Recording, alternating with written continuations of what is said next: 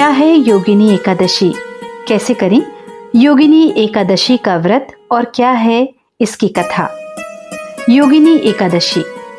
नमस्कार, स्वागत है आपका फिर से एक बार आपके पसंदीदा चैनल में।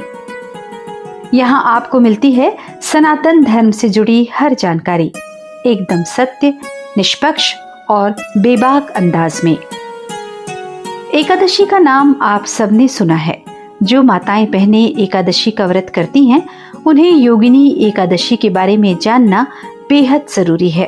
हिंदू धर्म ग्रंथों में हर एकादशी का अपना अलग महत्व बताया गया है। इन्हीं अलग अलग विशेषताओं के कारण इनके नाम भी एक दूसरे से भिन्न भिन्न रखे गए हैं। प्रत्येक वर्ष में 24 एकादशियां होती हैं। मल मास या अधिक मास की एकादशियों को मिलाकर इनकी संख्या 26 हो जाती है। यूं तो सभी एकादशियां बड़ी फलदायी होती हैं, लेकिन इन्हीं में से एक एकादशी आषाढ़ मास के कृष्ण पक्ष की एकादशी है, जिसे योगिनी एकादशी कहते हैं। योगिनी एकादशी का उपवास रखने से समस्त पापों का समूल नाश होता है और इस लोक में भोग और परलोक मुक्ति भी मिलती है। इसके बारे में और अधिक जानने से पहले आइए सर्वप्रथम इसकी कथा का श्रवण करते हैं।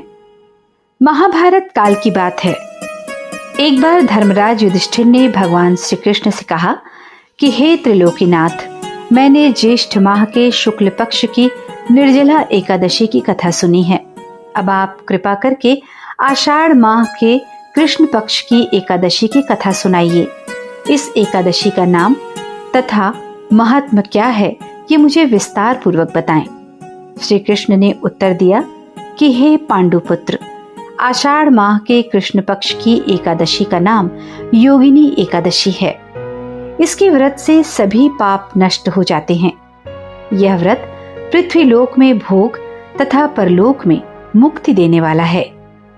हे धर्मराज, यह एकादशी तीनों लोकों में प्रसिद्ध है।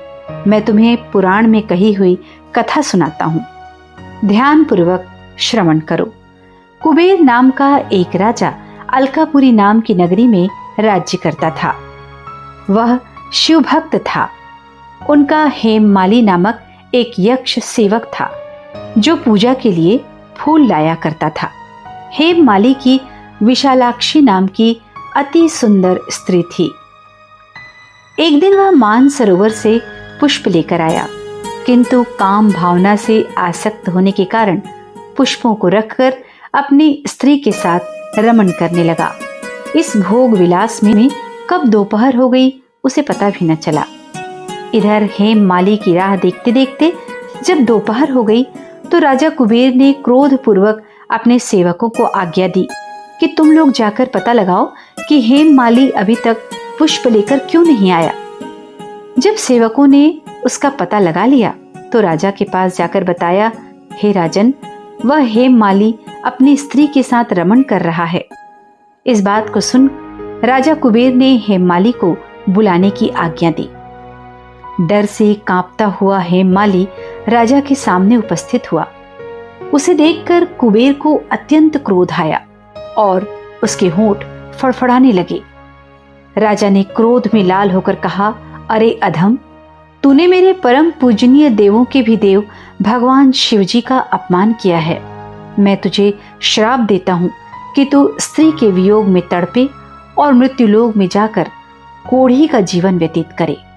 कुबेर के श्राप से वह उसी क्षण स्वर्ग से पृथ्वी पर आ गिरा और कोढ़ी हो गया। उसकी पत्नी भी उससे बिछड़ गई।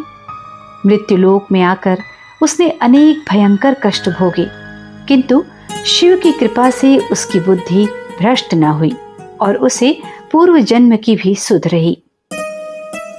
अनेक कष्टों को भोगता हुआ और अपने पूर्व जन्म के कुकर्मों को याद करता हुआ वो हिमालय पर्वत की तरफ चल पड़ा। चलते चलते वह मार्कंडेय ऋषि के आश्रम में जा पहुंचा। वह ऋषि अत्यंत वृद्ध तपस्वी थे। वह दूसरे ब्रह्मा के समान प्रतीत हो रहे थे और उनका वह आश्रम ब्रह्मा की सभा के समान शोभा दे रहा था। ऋषि को देखकर हेममाली वहां गया और उन्हें प्रणाम करके उनके चरणों में गिर पड़ा। हेममाली को देखकर मार्कंडेय ऋषि ने कहा कि तूने कौन से निकृष्ट कर्म किए हैं जिससे तू कोढ़ी हुआ और भयानक कष्ट भोग रहा है। महर्षि की बात सुनकर हेममाली ने गिड़गिड़ाते स्वर में उत्तर दिया, हे मुनि श्रेष्ठ, मैं राजा कुबेर का अनुचर था। मेरा नाम हेममाली है। मैं प्रतिदिन मान सरोवर से फूल लाकर शिव पूजा के समय कुबेर को दिया करता था। एक दिन पत्नी सहवास के सुख में फंस जाने के कारण मुझे समय का ज्ञान ही नहीं रहा और दोपहर तक पुष्प न पहुंच सका। तब उन्होंने मुझे श्राप दिया कि तू अपनी स्त्री का वियोग और मृत्यु लोक में जाकर कोढ़ी बनकर दुख भोगेगा। इस कारण मैं कोढ़ी हो गया हूं तथा पृथ्वी पर आकर भयंकर कष्ट भोग रहा हूं। अतः कृपा करके आप कोई ऐसा उपाय बतलाएं जिससे मेरी मुक्ति हो।